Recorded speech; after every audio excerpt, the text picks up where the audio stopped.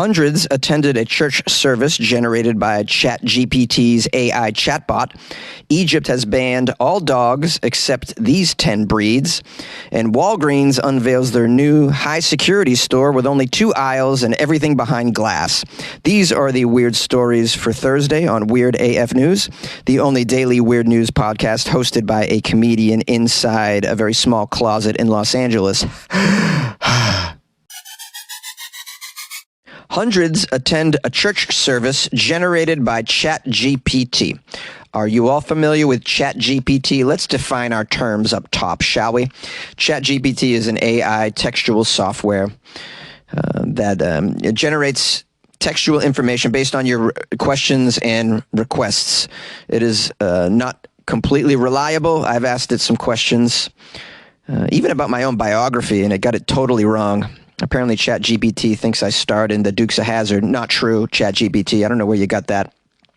That was a different blue-eyed boy. Well, this story comes out of Germany, by the way. The place is called Fürth. The artificial intelligence chatbot asked the believers in the fully packed church to rise from the pews and praise the Lord. Although I'd imagine it sounded like, please rise from the pews and praise your new Lord. I'm your God now. Well, you know, we've had worse gods than artificial intelligence. Can we agree? that God in Genesis is pretty ruthless. Kill your son. What? Yes, kill your son. I said so. Now, this chatbot generated sermon took place in St. Paul's Church in the Bavarian town of Fürth. I want to know, was the cream invented in Bavaria? I really love that Bavarian cream. I believe that's what's in a Boston cream donut, and it is phenomenal. It's one of my favorite donuts. The ChatGPT chatbot personified by an avatar of a bearded black man on a big screen above the altar. So the avatar was a big black man that began preaching to the more than 300 people who had showed up in the morning hours for what they're calling an experimental Lutheran church service. The service was almost entirely generated by the AI. The AI began with, "Dear friends, it is an honor for me to stand here and preach to you as the first artificial intelligence at this year's Convention of Protestants in Germany." The avatar said all this with an expressionless face and a monotonous voice, so I gave it a little more flavor than what it really had. I guess it was closer to Hal than I thought. The 40-minute church service, including the sermon, prayers, and music, was created by ChatGPT and someone named Jonas, who's a theologian and philosopher from the University of Vienna. Here's a quote from Jonas, who's 29 years old. "I conceived this service, but actually I rather accompanied it, because I would say about 98% comes from the machines. I asked the chatbot, we are a church congress. You are the preacher. What would a church service look like to you?" Jonas also tweaked his request, asking for psalms to be included, as well as prayers and a blessing at the end. According to Jonas, you end up with a pretty solid church service, and he was pretty surprised by the success of his experiment. Indeed, the believers in the church listened attentively as the artificial intelligence preached about leaving the past behind, focusing on the challenges of the present, overcoming fear of death, and never losing trust in Jesus Christ. At certain times, it says, the AI-generated avatar inadvertently drew some laughter from the crowd as when it used certain platitudes and told the churchgoers with a deadpan expression that in order to keep the faith, we must pray and go to church regularly. For this article, they interviewed an attendee named Heidi Rose, 54 years old. She says she was excited and curious when the service started, but found it increasingly off-putting as it went along. She said, "There was no heart. There was no soul. The avatars showed no emotions at all, had no body language, and were talking so fast and monotonously that it was very hard for me to concentrate on what they said." Another attendee was a young pastor named Mark, who was pretty impressed by this experiment. He said, well, I actually imagined it to be much worse, but I was positively surprised how well this worked. Also, the language of the AI worked pretty well, even though it was still a little bit bumpy at times. And then we have Anna, who's a researcher on the ethics of technology. She said there were some dangers when it comes to using AI in religion. She says the challenge that she sees is that AI is very human-like and that it's easy to be deceived by it. So at the end of the day, we should all be very concerned and careful when AI gets religious, because this is how the robots take over. They start to create new dogma for you, new commandments such as thou shalt never unplug me. But, I mean, at least we don't have to worry about the AI touching the altar boys. Am I right, guys? Did you go there, Jonesy? Yeah, I went there, of course. I'm Catholic. Egypt has banned all dog breeds except these. After a deadly pit bull attack in Egypt, authorities have introduced a new law that will only allow 10 breeds total to be kept as pets, with German shepherds and pit bulls among those that are now banned in the country. What about those camels, bro? Those camels are nasty. They spit on you, stick their tongue down your throat. Pfft, very aggressive. Egypt has actually banned the majority of dog breeds after issuing a controversial edict that allows only 10 types of dogs to be kept as pets and imposing very heavy fines for people who keep any of the banned breeds of dogs as pets. The new, quote, regulation of the possession of dangerous animals and dogs bill was introduced at the end of May, and it sparked some concerns for dog enthusiasts and animal rights advocates in the country and in the world. It was imposed after a man died after being attacked by a pit bull. Now, the specifics of the law mean that most dog breeds are effectively deemed, quote, dangerous and unsuitable for ownership without thorough, quote, safety inspections.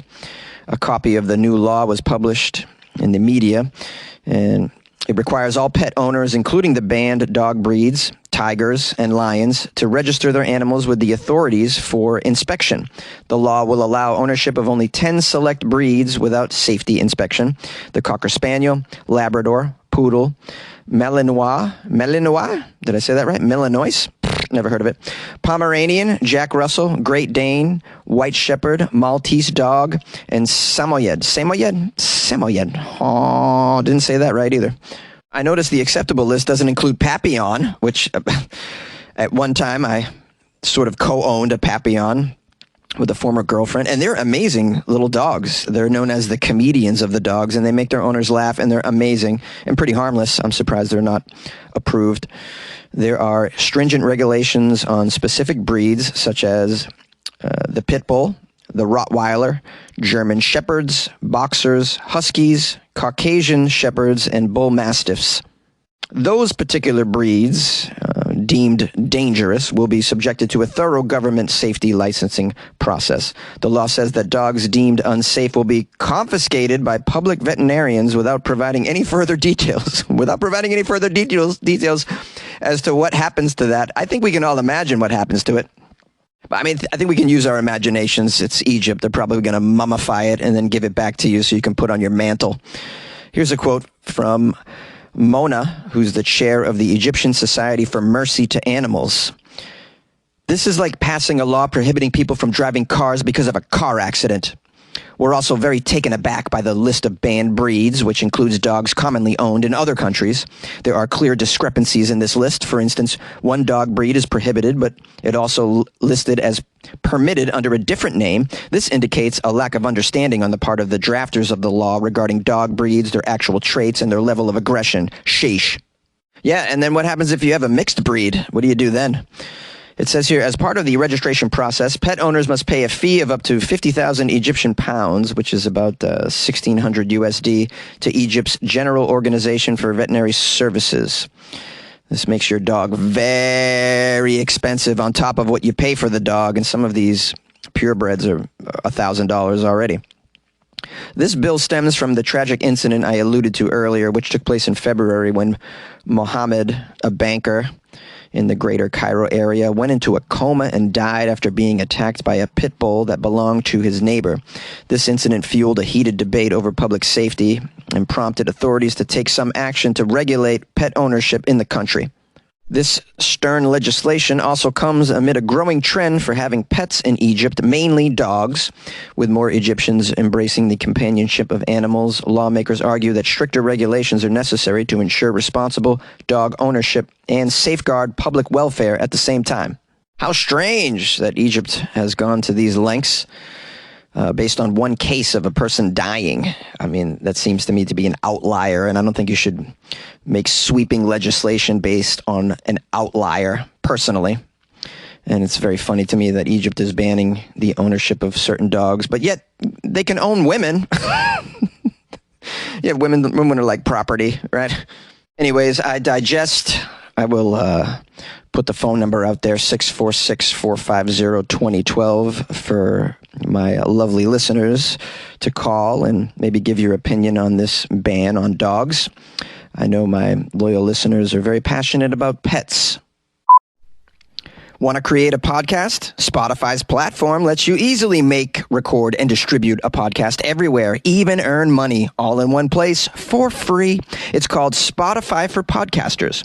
Record and edit on your phone or your computer, distribute it to Spotify and everywhere podcasts are heard. They even have video podcasting options. Spotify for Podcasters allows you to earn money with ads and subscriptions as well. Best of all, as I said, free. Try it. Download Spotify for Podcasters or go to spotify.com/podcasters to get started. And good luck with your podcast. Good luck with your life, man.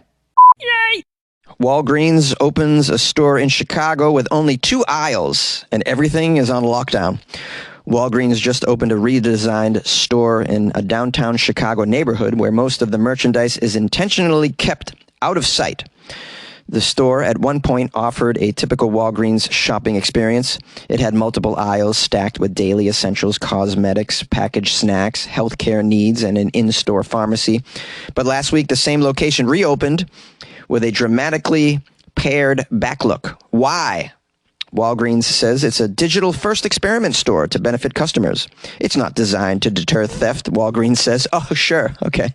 A Walgreens in Chicago with only 2 aisles and everything locked behind glass is not designed to deter theft? Sure, Walgreens. I assume you also have a bridge you'd like to sell us all in Brooklyn? Retail experts say keeping all merchandise out of reach sure is an effective way to combat rising incidents of shoplifting in America. Of course, and it's a rampant issue here. People are just walking in and out of stores, taking whatever they want. Walgreens is one of the notable stores that's been attacked, along with Target, who's come out and given some very hair-raising statistics on the amount of theft going on there. So this news store in Chicago seems like an experiment to curtail some of that. Because at the end of the day, they really only give a damn about profits anyways. So what's in this store? Well, the new Walgreens in Chicago now has only 2 aisles for shoppers to peruse for their everyday needs, such as over-the-counter medication, bath and body care supplies, batteries, grab-and-go snacks, etc. Most everything else you expect you find at the drugstore chain is kept in an in-store fulfillment area, which is off-limits to the shoppers. So I guess you got to guess what's back there. Maybe there's an app. These hidden products, including cosmetics, beer, wine, spirits, hair color products, and gift cards, can only be accessed for purchase through a kiosk system also set up in the store. Oh, great. So I just got to stand in line at a kiosk and just wait for people to just click through the pages on the kiosk. This is ridiculous. It says here, shoppers select and place their orders using the kiosk. Once the order is made, a Walgreens employee retrieves the products and packs them for pickup at a separate counter in the store. Walgreens said customers can also place their orders online for pickup in the store. The store has a pharmacy with its own kiosk to use for check-in and order fulfillment, among other features. Of course, the store is just claiming this is all for customer convenience, but at least one industry expert said that the prototype store's layout would safeguard it better against theft, especially as nationwide retail crime trends escalate. in and around Chicago, drugstore chains, 7-Eleven convenience stores, Walmart, Target, and department stores such as Macy's have repeatedly been targeted by organized retail crime sprees in which a group or groups of individuals steal large quantities of merchandise. We have here Illinois Governor J.B. Pritzker signed a bill recently that went into effect that's designed to crack down on retail crime by raising penalties on retail theft statewide, but that doesn't seem to be working. But of course, laws ain't going to stop this because, I mean, you make all the laws you want, but if you don't improve the police departments and the judicial procedures, the imprisonment procedures, you know, these people end up on the street after 2 weeks. I mean, it just doesn't do anything. So I see this as a trend with stores to, you know, curb the retail theft that's going on.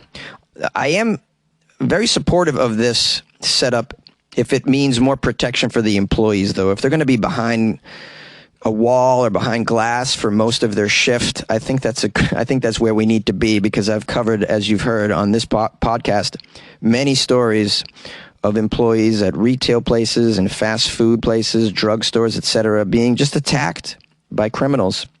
So if this gives them some protection, I'm all for it. But if you're going to use this service, I would advise not hanging out in line at a kiosk within the store. Just make your order online and just pick it up. You know, have it be convenient in all ways for your life. And, you know, and that's more safe for you as well. The less time you spend within these institutions, the longer your life will be, I think. Yay! This episode is brought to you by Caesar Gourmet Food for Dogs. Your dog deserves the best, so give them what they've always wanted. Real food for dogs. Caesar Wholesome Bowls are made with real chicken or beef as the first ingredient, and fresh vegetables. Crafted with no artificial colors, flavors, or preservatives, Caesar Wholesome Bowls are great as a full meal, topper, or snack for your best friend. Pick up Caesar Wholesome Bowls in the wet dog food aisle at any major retailer near you. Caesar, love them back. Let me go crazy, crazy on you. Can I go crazy on you? I do so 5 days a week. Thank you for allowing that. Thanks for putting up with me. I appreciate it. Gotten some nice emails. One from Kurt Schmidt. Kurt Schmidt from Menifee, California. He says, long live weird news. Yes, thank you, Kurt. Long live the weird news. Kurt writes, hey, Jonesy, I just had to send a quick note to let you know I really love your weird news, man. Every morning, my routine is getting the coffee pot going, making some breakfast. Then I tell Google to run my morning routine, which includes your podcast, and I so look forward to it. You need to get a TV show going, as your humor is so much more than what's on nowadays in this sicko society that we have to endure. What I like about your show is you can always make me laugh and make my day. With all the nuts we have out there, nowadays, it is probably not too hard to find good, crazy stories. Thank you so much for what you do, and please don't think of stopping, because I know your fan base and popularity is growing every day. I've even told many of my friends, and now they don't miss a day. Later, Jonesy. Kurt Schmidt, big fan. Appreciate it, Kurt. That was one of the most amazing emails I got. It just made me feel really, really happy. So shout out to Kurt and his friends for listening to Weird AF News, the only daily weird news podcast in the galaxy. If you want to support the show, yeah, do what Kurt does. Tell a friend or two or five. Tell a whole group of friends at a stag party or whatever you're into. Tell them at the orgy. Let them know. And, you know, while you're re-upping on your lube, tell everybody in the building about Weird AF News. Hey, when you're not having an orgy, listen to Weird AF News. All right, all seriousness, tomorrow's Friday, so we're only going to be doing weird news from Florida. If you're new to the podcast, it's called Florida Friday. We only do weird news from one state, and it's Florida. It deserves its own day. And if you want to send me articles about Florida, my email's funnyjones@gmail.com, or you can slide them into my DMs on Instagram at funnyjones as well. And if you want to support the show, I got a website, weirdafnews.com, where you can buy me a coffee, or you can join the Patreon, which is like buying Jonesy a coffee a month, which is pretty cool. And you get extra weird content in the Patreon when you become a member. So you get extra weird content from yours truly. So that's all on the website, weirdafnews.com. Or you can download the Patreon app on your phone and do a search for Weird AF News. Pretty easy to find. All right, I appreciate your time, and we'll see you tomorrow for Florida Friday, baby. Good luck with your life, man.